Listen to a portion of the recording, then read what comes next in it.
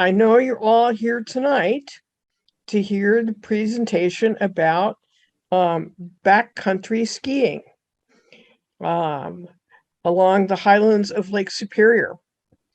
Rory Scoles is here with us. He's been living and skiing in the Superior Highlands for the past 15 years, and he co-owns and operates the ski pro shop, Lutsen Recreation in Lutsen, but he's also the founder of Superior Highland Backcountry, which is a nonprofit whose mission is to preserve and expand backcountry skiing opportunities along the highlands of Lake Superior.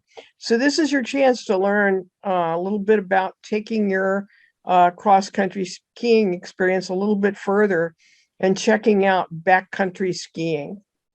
So now I'll turn it over to Rory.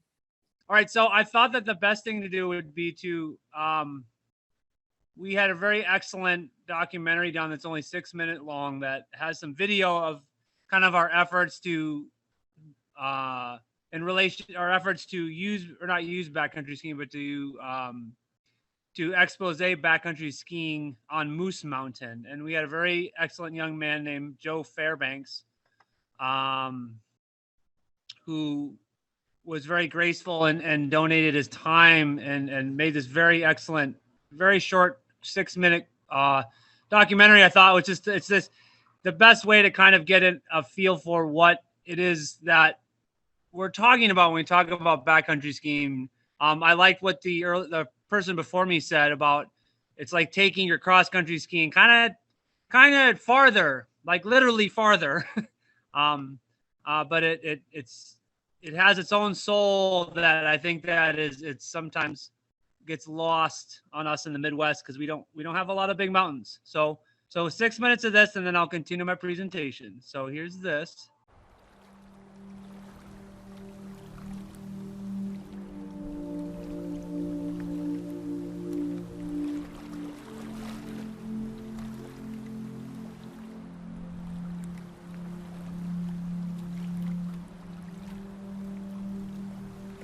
Lutsen Mountains is getting closer to a long-planned expansion of the North Shore Downhill Ski Resort. U.S. Forest Service last summer accepted Lutsen's plans to expand ski runs onto Superior National Forest land. I see the Superior Highlands beginning is around Split Rock Lighthouse. That's where it really starts to get rugged. There's tons of water because it's still Minnesota, rivers and lakes, but then you just add all this stark topography. It's very easy to just sometimes squint and pretend you're not in the Midwest here. The mission of Superior Highland Backcountry is to preserve and to protect backcountry skiing opportunities in northeastern Minnesota. There's a lot of people who have a lot of concerns about it, but because it's such a small and tight-knit community and a lot of people's livelihoods are tied up in this, they don't feel like they can actually speak out.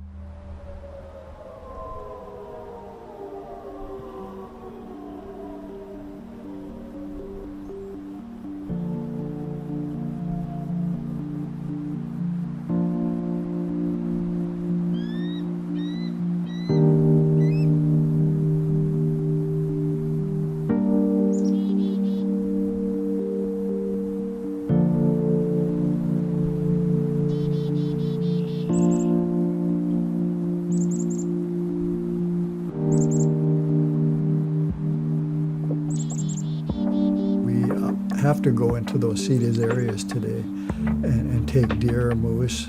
Many of our people still go into those areas and pick the sweet grass, the sage, the different medicines. See, it's our belief as traditional Anishinaabe that everything has a spirit, and all things put here on Mother Earth by Gichamanitu, the Creator. Spirits have their place. There are spirits under the ground, they're in the water, they're in the air. What we've seen in the past with development is that those spirits and those lands have been disturbed.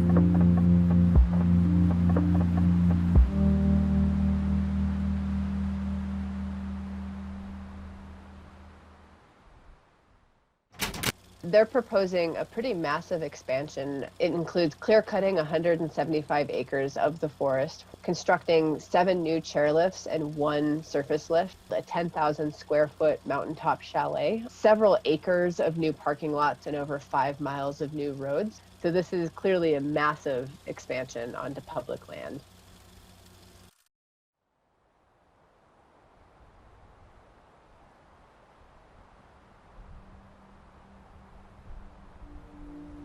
Public lands can be made available for many different uses. And if they're vacant, people may apply to use them for things that are very impactful, such as logging or mining, other resource extraction, or an expansion like this which changes the landscape and results in an exclusive use that prohibits all the other uses. Or we can make choices about our public lands that allow them to be used in great ways that don't change the landscape. And if we can find those ways to use the land that don't change the landscape, but still enhance our lives and our economies and our communities, I think those are the best choices that we can make.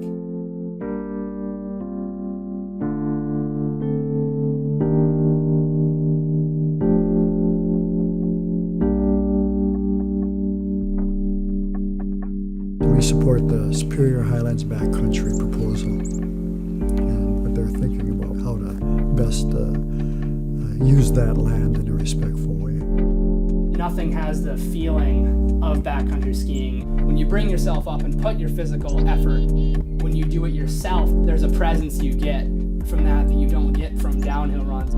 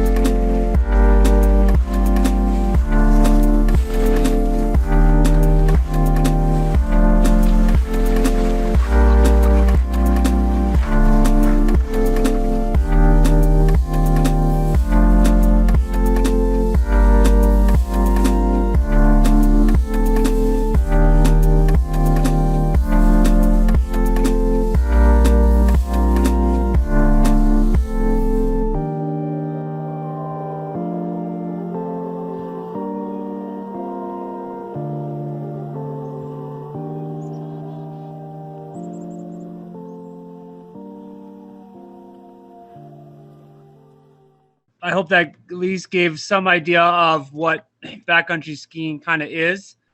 I think we've covered our mission pretty good. This year, so I think that backcountry skiing, I think for you guys, the rovers, I would probably point to, if you have not experienced it or know what it is, I think maybe the best takeaway to take is that it really is kind of the soul of skiing. It's kind of the original.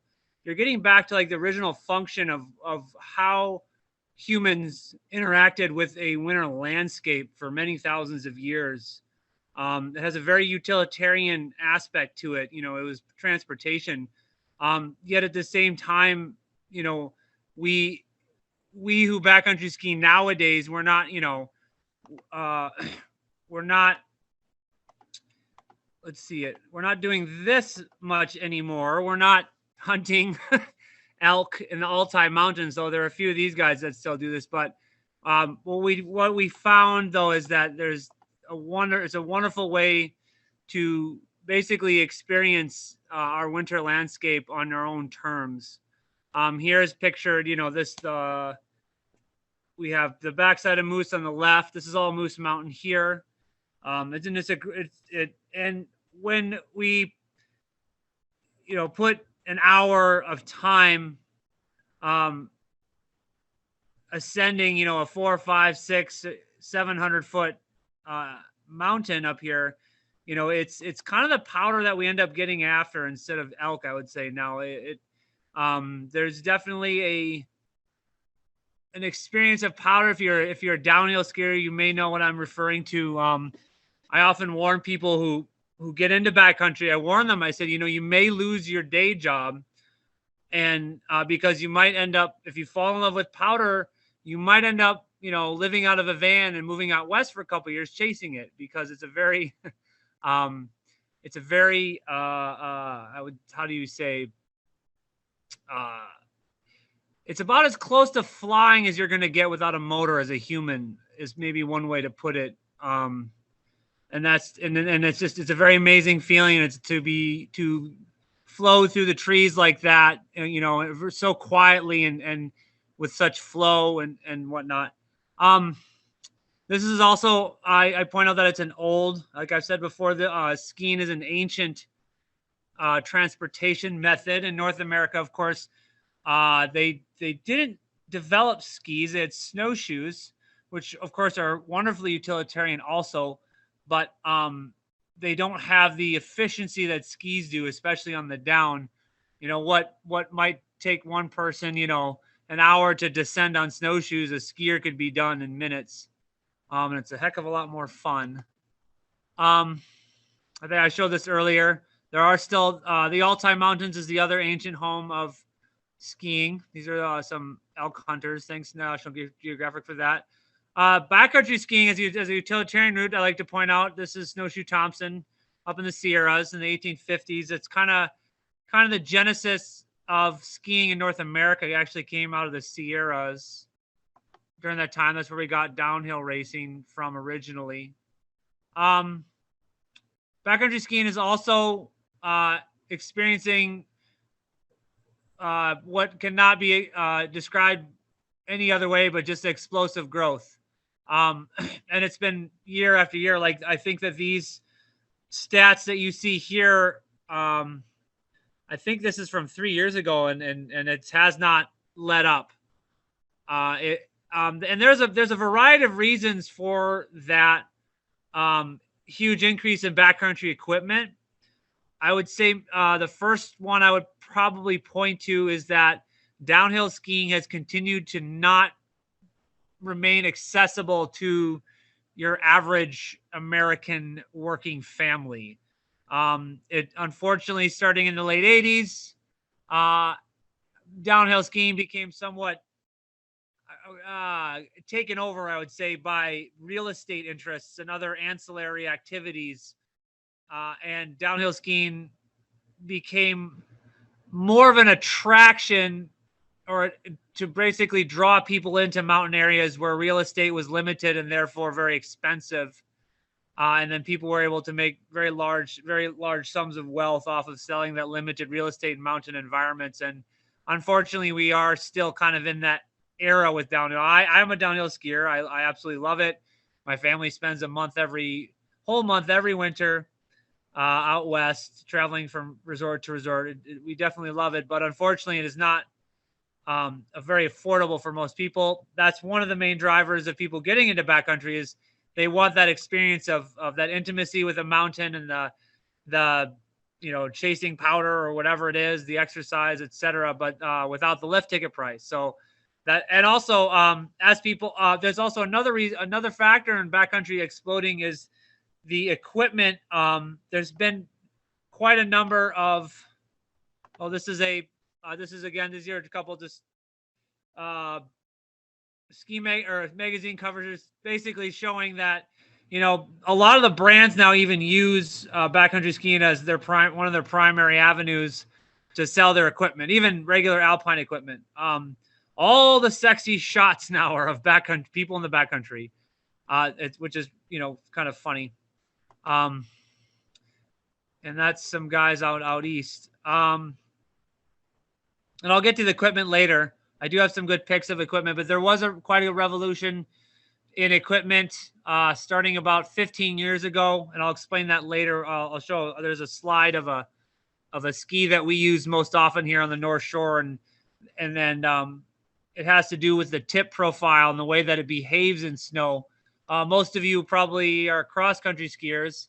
You're on equipment that's very cambered, of course, because camber spreads your weight out or pressure out on the snow, and basically, without getting into the weeds of physics of ski interaction with snow, it makes you faster.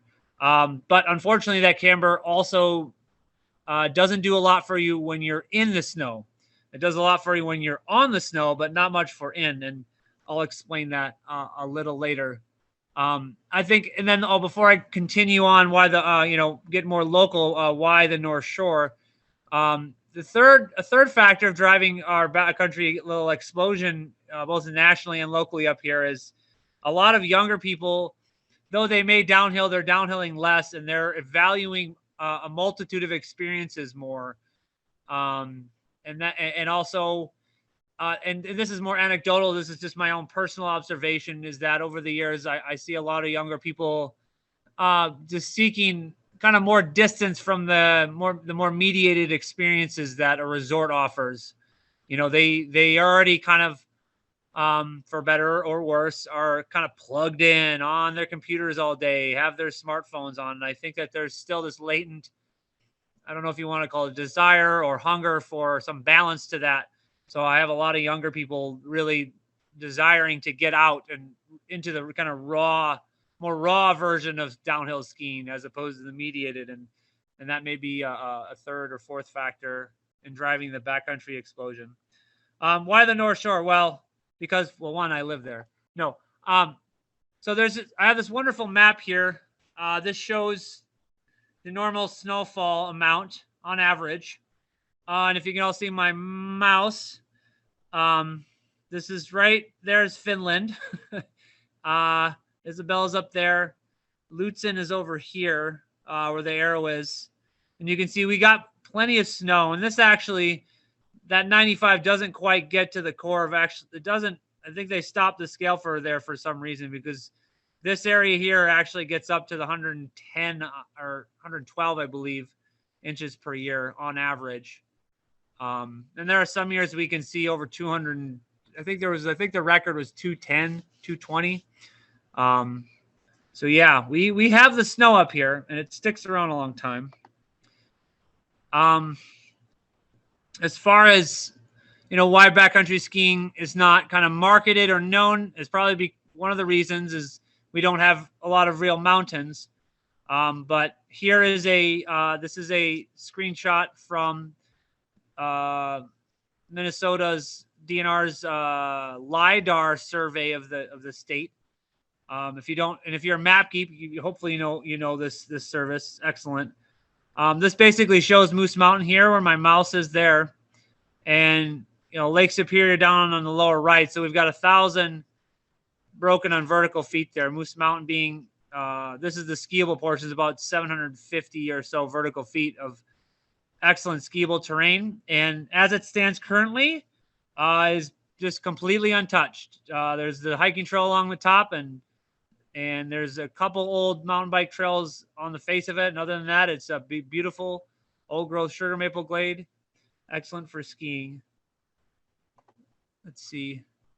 I won't touch on this too much. This was our alternative proposal to the Forest Service instead of more Disney World on ski style skiing. We were hoping that they would accept this. They actually had to put our proposal on pause as they process Lutsen's application.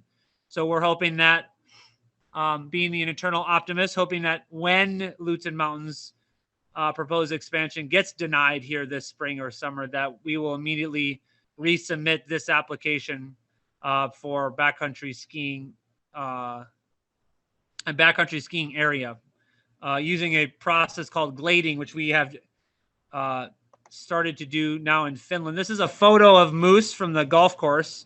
So you're looking at 750 vertical feet from basically where the snow is, maybe close to 800, because you're actually not quite at the foot there.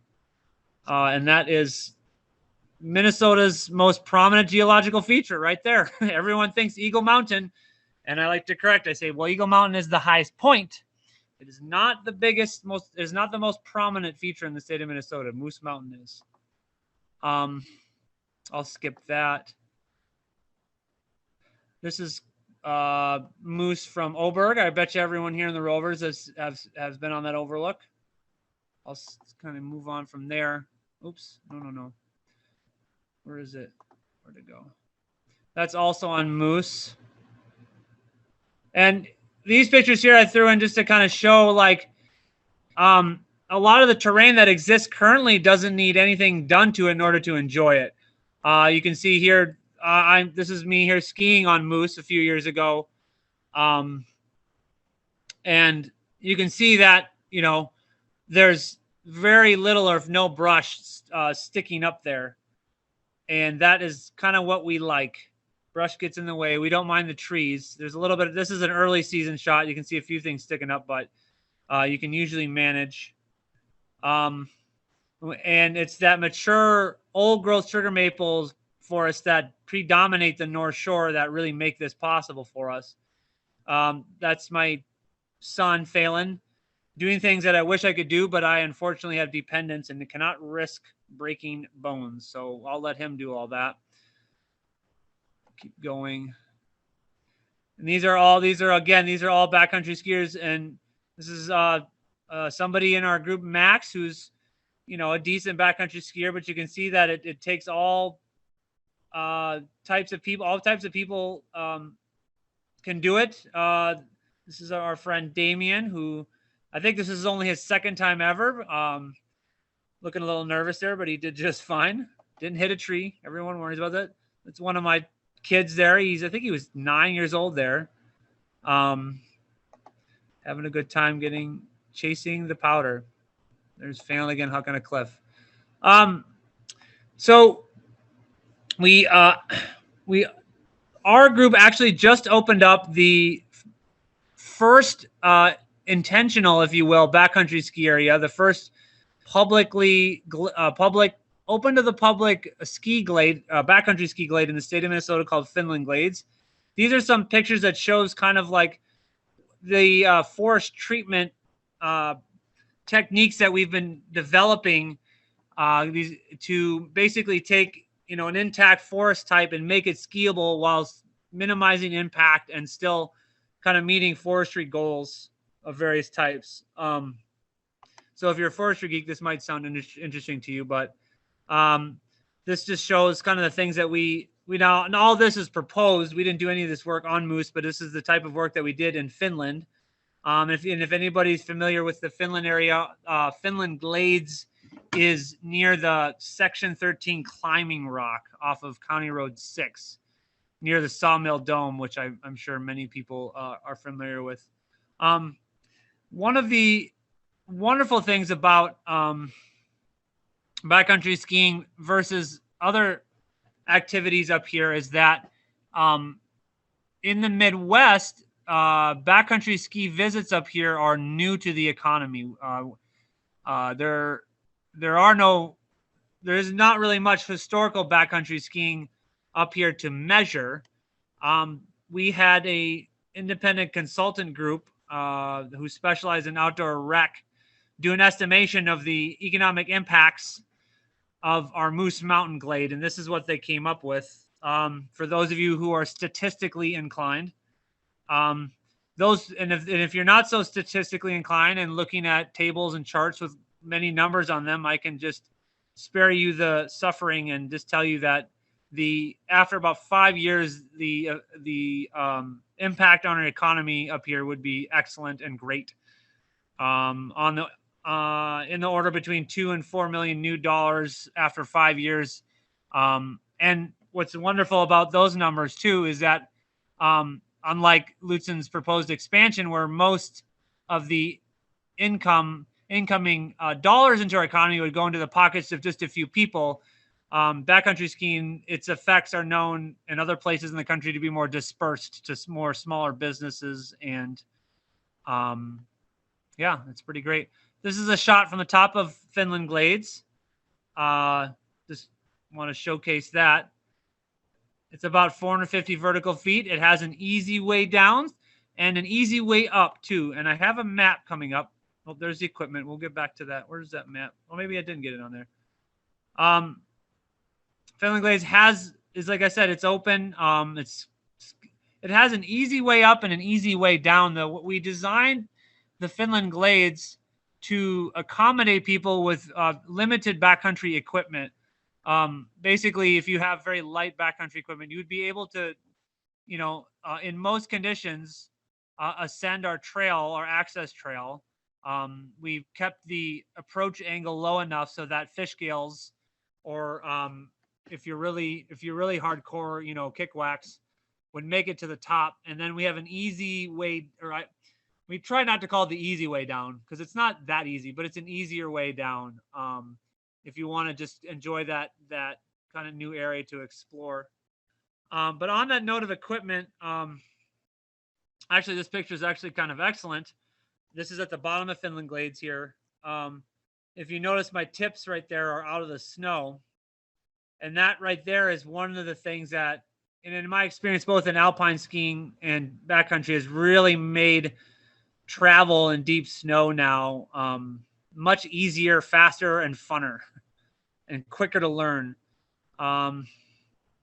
So right here on this screen, this is the equipment that basically I am on almost every day. And most people who ski now in the backcountry up here are basically in this setup.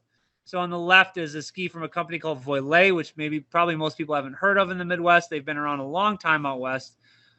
This is a ski that's in millimeters wide. It's about 100 millimeters underfoot, where the little hand is. So to give you an idea, your average cross country ski is around 44 to 48 millimeters underfoot. So you're 2.5 times wide per ski.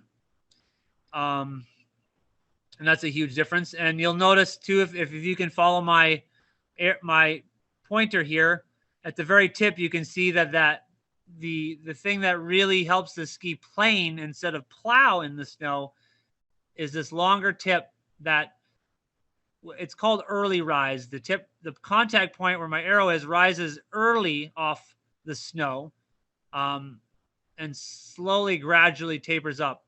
And the tip is very, very soft. And then it stays soft down until you get underfoot where it's stiff again. And then again, if you look at the tail, though a tail of that shape may help you land a trick backward, most people see that and they think it's in alpine skiing, they call it a twin tip. The raised or rockered tail, as we say, aids in turn, release, and basically makes the ski be able to make really quick, tight turns without a lot of effort, without a lot of up and down motion, weighting and unweighting that would otherwise be required. And this is the type of equipment, like I said earlier, that has really, really allowed a lot of people to push out into the backcountry, off the groomed trails, and into the the snowy forests and mountains. It used to be back in the 70s and 80s. It was for a very select few group, people who use very stiff skis and leather boots, and it was extremely difficult to do. Nowadays, it's the bar for entry is much lower. Also, you notice the 3-pin boot. It seems in Minnesota, everyone in Minnesota thought that it died with NNN and SNS about 25 years ago. This is not the case. It is still quite de jour, or the best all-around binding still for backcountry skiing, primarily due to its wide leveraging ability. Unlike an NNN or an SNS binding, even their quote-unquote BC binding or skis and bindings, which just have a small bar, you have a way more control with the ball of your feet here. You can, if you look on that binding, than you would on one of those. Also, this binding specifically from Voilet, they've been stamping those out for, it must be 20 years now. Yeah, they're bulletproof. You can drop them down a cliff. They'll keep working. You can get all the ice and anything you want in that binding, and you're probably still going to be able to get your boot in there and you won't come out. So very excellent. And then, of course, we have here the replacement for the leather boot. Now, I still use a leather boot a lot, especially when we have not a lot of snow, or if I'm out on the lakes and rivers. But this here is the Scarpa T4, and it's still light boot, but it gives you a lot of control to make those really nice, wonderful descents that most of us are after out in the backcountry. So, if any of this stuff sounds really, really cool or interesting, you're more than welcome to check us out. SuperiorHighlandBC.org is our website. And, you know, like I had said earlier, that's a great place to see where the Finland glades are. We have directions there. And also I think through that website too, if you want to contact us about any questions about backcountry skiing, general or specific, we're pretty passionate about it, and we're pretty happy to answer anybody's questions. I do not do anything with Facebook, but somebody does. So we do have a Facebook page if you want to hit us up there. Also, we've partnered with winterwildlands.org. It's just a wonderful national level organization that advocates for groups like ours on a national front. They've been very instrumental in helping us preserve Moose Mountain from the Lutsen Mountain expansion proposal so far, and we've been very grateful for their help. So if you want to see it's also a great portal to discover other backcountry groups that are similar to ours, like we have out east. There are a number of groups that are similar to ours that operate in areas where there aren't a lot or any actual untreed alpine zones like they have out west. So they face a lot of the same issues, and it's really interesting to see what they're doing out there. I would also be remiss too I like sharing with everyone that, you know, our ultimate mission as a group is to establish a hut-to-hut backcountry ski trail system along the North Shore, initially connecting Lutsen to Finland and possibly beyond. And we have our first glade project, like I had mentioned, in Finland glades there, and I hope to in the next year get a group of people together and submit a proposal for our first public hut at Finland.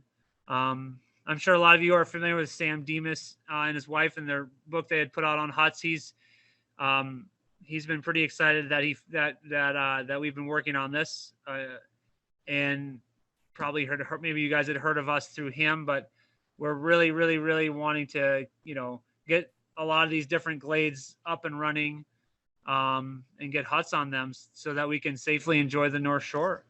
So I believe that is the end of my presentation. I hope I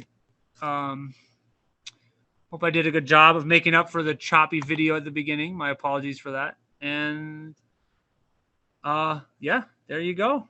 Does anyone have any questions for Rory? Oh, yeah, any questions? Yeah, I do. This is Rob. So Hi, Rob. I've never understood the use of skins. Do you still use them, and how are they used? I don't really get it at all. That's a great question. All right, so here's skins. So everyone's felt a cat tongue, right? So skins are like cat tongues. They're called skins because they were what originally they used whatever hide of whatever animal that people were hunting back in the day for traction, because all the hair points one direction. So the purpose of climbing skins nowadays, being a descendant of that ancient technology, is that it's how you basically climb back up the mountain. It affixes itself, if everyone can see this here, it affixes itself to the bottom of your ski. You custom cut it, or you have someone else cut it to the dimensions of your ski. You keep it in your jacket, and then when you are at the bottom of a really steep mountain or hill up here, you put these on, and they aid in climbing. It makes it a snowshoe. For like the ski that I had pointed out in the video, you know, you can on a packed trail, you can probably manage up to about 15-degree incline and be okay, right? If it's really loose, dry Arctic powder, like what we have, you know, most of the winter up here, you're actually more like 10 degrees. So if the hill is only, say, 100, 150 vertical feet, and for reference for all you folks down in the flatlands of the cities down there, Highland Hills, the ski area is 180 vertical feet. Okay. Buck Hill is like 320. It really behooves one to have a pair of skins if you're trying to climb more than 300 vertical feet of a pitch that's more than 10, 15 degree pitch. So to give you an idea, Moose Mountain averages around 28 degrees, which doesn't sound like a lot, but if you're not a very good skier or not a skier at all, it would make you scared. So that's the purpose of the climbing skin. So is there a pocket on each end of the skin to put the ski tip in, or how does it attach? So there's the tip clip. Tip clip. And then, yep, it's called a tip clip, and there's your tail clip. Now, some skis have different ways to be affixed. Some have what are called quick skins. So, like, you get these weird guys in leotards that like to sprint up mountains. They're called randonnée skiers in Europe, or skimo guys. You may have seen them if you guys go out west. They arrive early at ski areas and literally run up the mountain. They have a different skin system that allows them to do it really quickly if they're doing that or for racing. But no, it's usually some kind of clip system. And there's also the ski side of the skin itself is really sticky. It's got its own type of very sticky adhesive on it. So it helps keep the skin affixed to the base of the ski. Okay, thanks. That helps a lot. Okay, yeah, cool. We kind of go back and forth, back and forth. Is that the way you climb with those kind of skis, or you go straight up? With skins, you can, you can't attack the mountain straight on if it gets, it depends on how hard you want to be on yourself. But if you go out west, you'll see a lot of zigzag skin tracks. So basically, there's kind of a sweet spot, if you will, for each person for how steep of a pitch they want to attack the hill with. And also it's limited. Of course, the skins they can't go up, like a 45 degree pitch easily, nor would you want to, because you would wear yourself out. So and there is technique and some skill in picking what's called a good skin track, basically hugging the hill in such a manner that you can get to the top without wearing yourself out. And usually it's like a zigzag line. And where it turns, you'll see a lot of times there's something called a kick turn platform, where you do it. If you're really ski geek, you know what a kick turn is, right? It's where you lean back and you kick one ski over the other, so you can safely switch directions on a steep incline. And we do that not often, but frequently here also when we're ascending. Did that answer your question? Yeah, I think so. Yeah, the term I was looking for was switchback, but a switch. Yeah, we do switchback. Yeah, yep. Okay, thanks. Yeah. Yep. The skins are adhesive, so when you get to the top and you take the skins off, does that adhesive still work, or is it a one-time use? Yeah, you hope it does. So as most of us who live in Minnesota know, much of these gear that is marketed to us seems to be tested in Florida.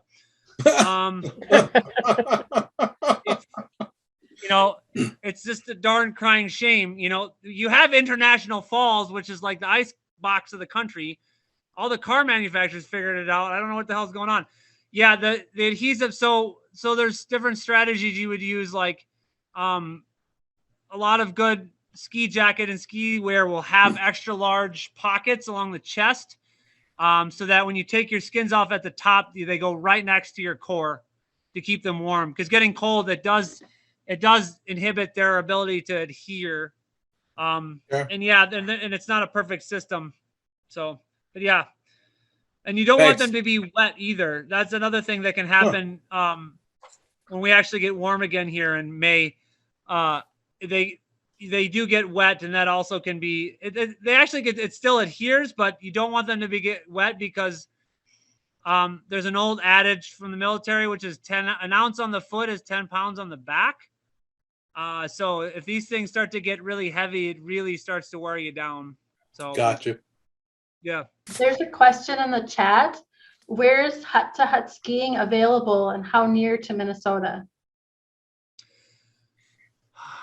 I think the nearest hut-to-hut skiing to Minnesota, I assume they mean physical distance-wise, not fly time.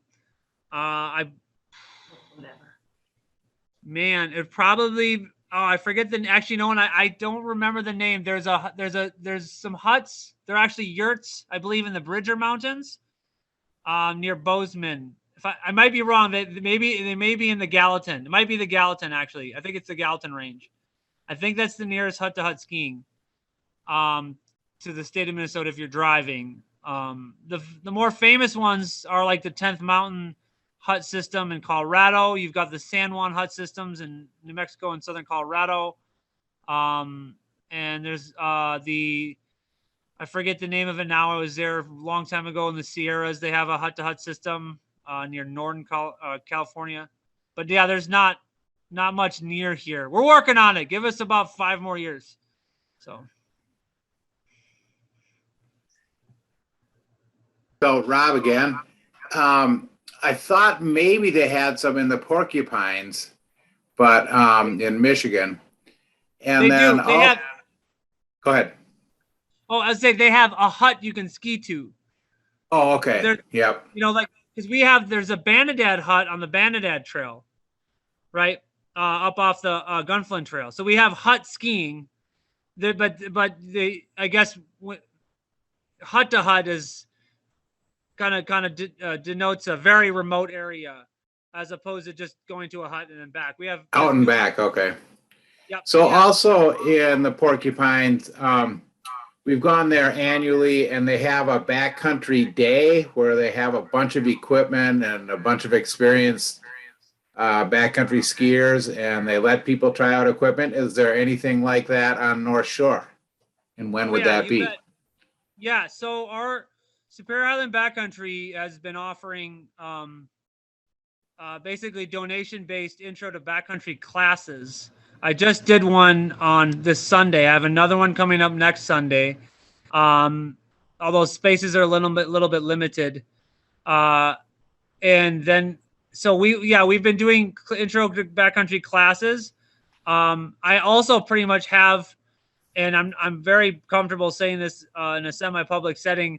I'm very open and easily swayed in my business here. If someone comes when I'm here and they just want to have a rundown of the equipment, I'm more than happy to go. I mean, the shop is literally across the road from the North Pine Cross Country Ski Trail, and we're 10 minutes from the base of the Frontside Eagle, which is where I do my classes on the the Lutsen SNA up there. So I'm pretty open to doing that, and everybody in the shop here, of course, is pretty comfortable on backcountry equipment, and so our shop's a great place to come in and just chat and get educated just informally on the equipment and what's available, how to use it. And we're happy to bust out maps and show people where to go. Our website, the superiorhighlandbackcountry.org website, also for members of our group, we have we're somewhat membership based. There's an Intel page that kind of denotes different areas where there's backcountry skiing opportunities with directions of how to get there also. So I don't think right now, I think we're kind of waiting for things to get back to a better normal. And once they do, we'll probably start doing more events. This year and last year we didn't do much, but previous years, yeah, we've had kind of exposés similar to what you're talking about, where we'll go, like, we would post it again through the Superior Highland Backcountry website, usually our newsletter. So if you go to the website, sign up for our newsletter, that's a really great way to keep up with us on what we're doing and if we're going to be doing anything. Because we're also, I'm terribly disorganized. So if I suddenly decide that next week I want to go do something, I'll quick just blurt it out too, which drives everyone crazy, but that's just how I roll. So, but it would go out, that kind of insanity and lack of planning activity would go up on out on the newsletter. So out of that in Rovers too, just so you know. Oh, oh, I'm so glad. Is there a support group? It's bad, man. Sorry. No, Say, Rory, I have a question. great. If someone wanted to rent equipment, say to just try it out for a day from your shop, how much would it cost to rent a package, approximately? I think at this point, because you guys have been so good to us, I think I would offer any rover everything, all my backcountry rentals at half price. You guys have done a good job of hosting us a couple of times, getting the word out. So that would make it $15 a day for the light backcountry. So that would be equipment that is best suited for lake travel. So if you're a Nordic skier, and if you're really into Nordic, you'll probably understand what I'm talking about. Skis that would still fit in a groomed track, but are metal edged. But again, with the 3-pin, I kind of thumped that Bible. I'm all about the 3-pin. To heck with I don't do the SNN and an SNS and an NBC bindings. They failure points left and right.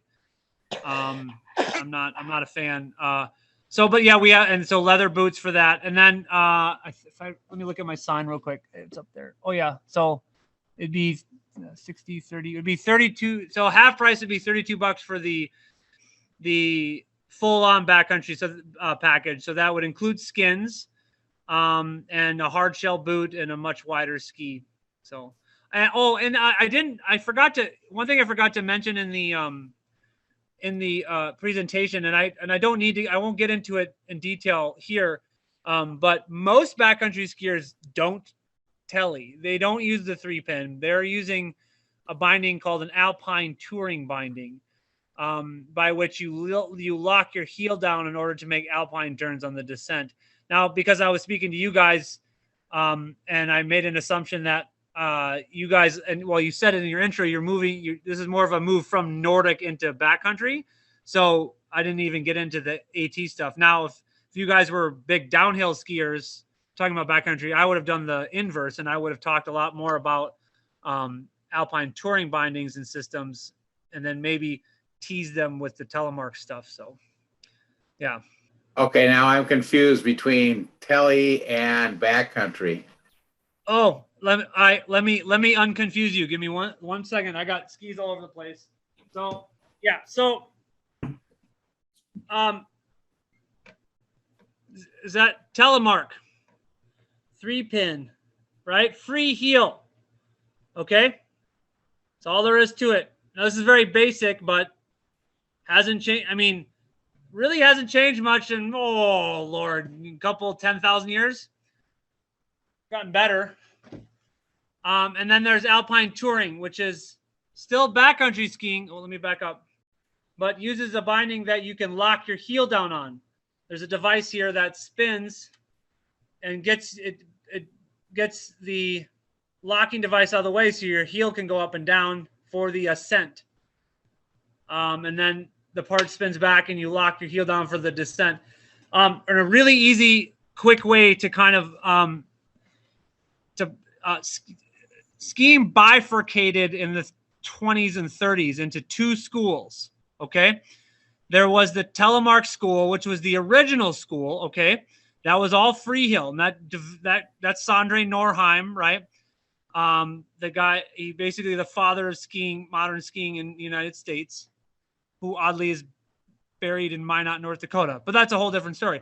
And then there's the Arlberg school, which developed out of Austria, which is basically the descendant of modern day alpine skiing. Okay. So there you've got two different terrains dictating two different skiing styles.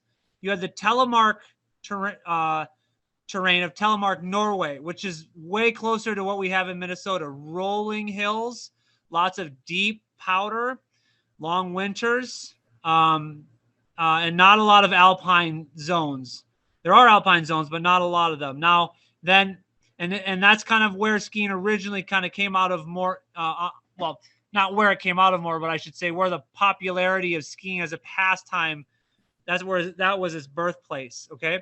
Then you had guys in Austria, this guy Arlberg, that's why it's called the Arlberg School. They figured out because they were in the Austrian Alps. So think really steep, icy mountains. Okay. So they discovered that locking your heel to the ski made you much more stable on a steeper pitch. Okay. So that's kind of where those two schools came from. Backcountry skiing is at whatever type of sliding on snow without a motor you want to make it. It's just that the telemark is and the AT or alpine touring are just two different methods of approaching it. And I didn't even talk about split boarding, which is how snowboarders access backcountrying, right? And I love teasing the snowboarders because suddenly they're slicing their boards in half and making two skis out of them now again. I think it's really funny. I tease them all the time. I said, look, you guys are just slicing your snowboards and becoming skis again. Why don't you just give it up? It's all in good fun. But so that's still backcountry skiing, but they still snowboard on the down. And there's even more odd things. So backcountry skiing is a large tent that includes any kind of human powered skiing. If you skiing over human powered transportation over the snow where you slide. So it sounds like the main difference between tele though and what you do is the lockdown heel. I do both. Telemark, like all the video in the video, you'll see almost all of us are on telemark gear. We don't lock our heel down. Okay. We keep it, we free heel it. Mostly. So the advantages of telemark, from a technical perspective is that, well, one, you're not fiddling. So if you're in terrain that constantly changes and you go up and down and flat, it's a real pain in the butt to have to constantly fiddle with your binding. With a free heel telemark binding, you don't have to do anything to change modes. It's all the same whether you're going up, flat, or down. Now maybe you'll buckle a buckle or not, but it's much more intuitive and you can flow more with the terrain. Alpine touring is when you lock your heel down. That's more suited for very large ascents and steep descents. And there's really only like 3 or 4 zones on the North Shore that I ever bother with alpine touring gear. And honestly, I almost never recommend it for people up here unless they're doing bonkers things like me and my kids like to do, which is to throw ourselves off of large cliffs with skis attached to our feet. But yeah, so did that make sense? Cool. Yeah, it does. I appreciate that. And the other thing you left out is skiing up trees, which somebody's son tends to do apparently. Okay, so that's a magical tree on Moose Mountain that the hill is like this, and the tree was literally growing out like almost at almost perpendicular to a really steep hill. So we covered it in snow and it branched at the top. So he literally skied down and then across up the trunk through the branches. Yeah, it was pretty. That's an awesome picture. It took me a minute to figure it out. Oh yeah, no, it's pretty cool. It's becoming somewhat legend now. There's all these kids that have seen that video are like, "Where's that tree?" And which is great because, our mission. Like I'd love to see more kids get out in the backcountry, and if doing cool stuff like that is what they need to see, we'll show it to them. So is REI a good source for this equipment, or where's a good place to buy your skis at or boots?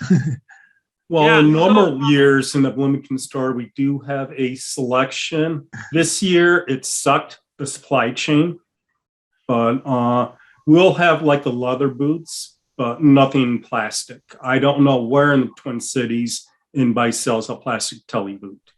Rory might know. But. Yeah, nowhere. No, it's just I Continental in Duluth was the last other shop besides ours that ever bothered with telemark in Minnesota that I'm aware of. Our as far as the hard shell boots, yeah, we have a some stock. Not we're empty on the common sizes. So if you've got an average foot, if you're a man and you have an average foot, you're kind of out of luck on the telly side. Unless you want to get a leather boot, we have leather boots also.